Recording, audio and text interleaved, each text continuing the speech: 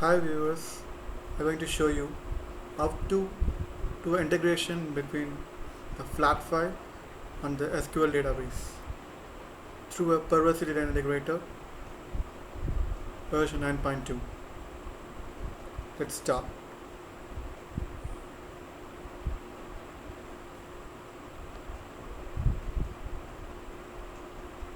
Go to the repository explorer, file new,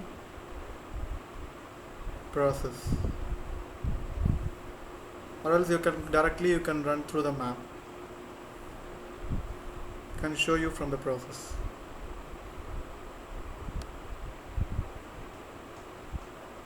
Already opens the process here. You can arrange that start and stop. Pull out that this is the transformer step. Pull out the transformer step from the palette and put it out in the gray area. Double click this transformer. You can see the map. Either you can browse and take out the old existing map, or else you can create a new map here. Click new. Here you can see the map. First we need to load the source connection. Here I'm going to choose flat file. Go to the factory connection. Check for the ASCII delimiter collector. Click OK.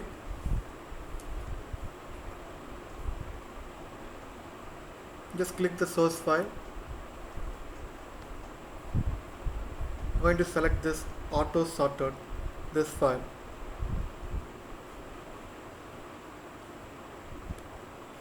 Go to the properties of ASCII delimiter, set header as a true, or else we can't find the header.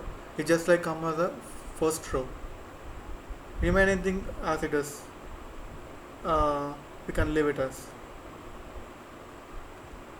Go to the target connection, click that, go to the factory. I'm using here 2008 SQL, go down.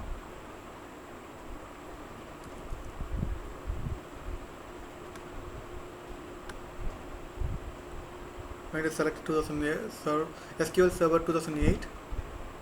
If you want to use a multiple table at the same time, like a join or doing something, you can choose multi-mode, or else you can use a single mode. Single mode, we can load a single table. Multiple, we can load multiple tables here. First, select the server name. I install in the local, so I'm going to put as a localhost. Enter the credential. I'm going to use the ID first.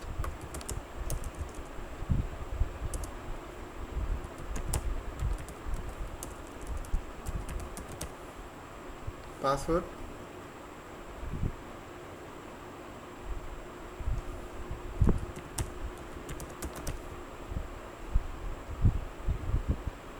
Enter the database name, or else you can select from the drop down.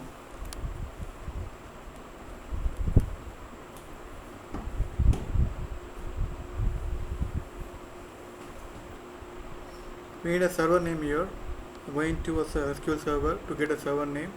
Select server, execute, just copy,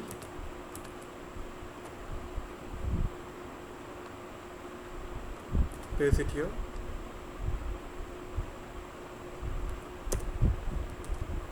SQL,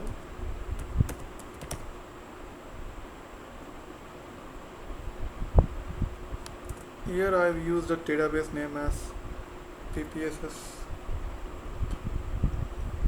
collector 2, so I'm going to use the same thing. Either we can type or you can connect and we can get it from the drop down itself. So I'm going to get a table called dbo.autosorted. This is the table I'm going to load the data. Once you select a table, the output mode will be append. Basically, the replace file output append to a file, clear file, table and contents, update the file, delete the file. These are the output mode which we have to select according to our requirements. So here I'm going automatically it will come as a append to the file or table.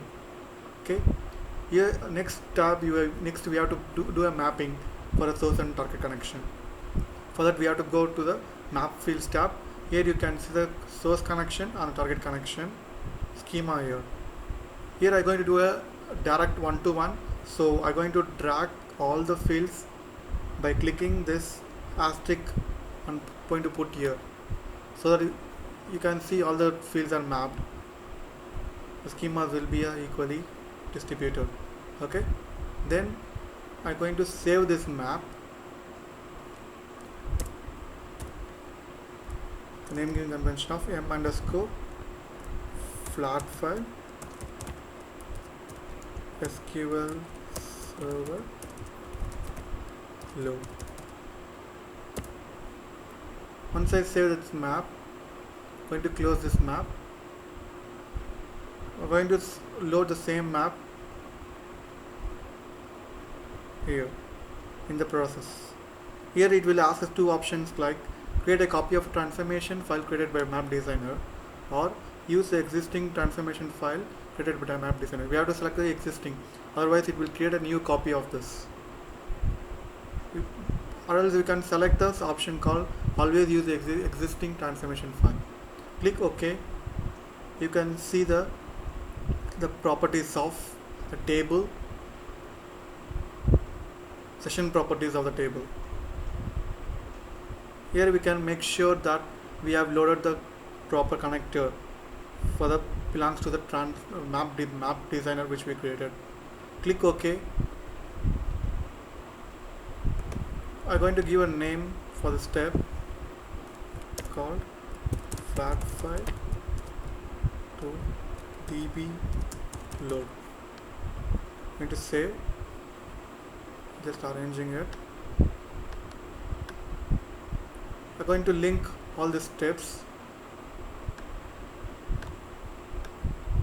by right clicking.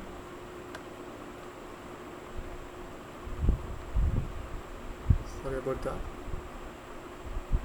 Just click this icon and drag it here.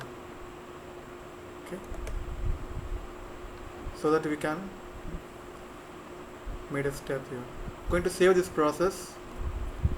P underscore flat file to db data load. I'm going to save this process. Once I save, I'm going to clear this log file if it isn't there, anything is there. Just click exit. I'm going to validate this process. Validation is successful. I'm going to execute this button. To click this, so you can see the start, each step's name and how many record counts has been inserted. Okay. I'm going to check the table. Here you go. You can see the 11 records. To cross verify it, I'm going to truncate this table again.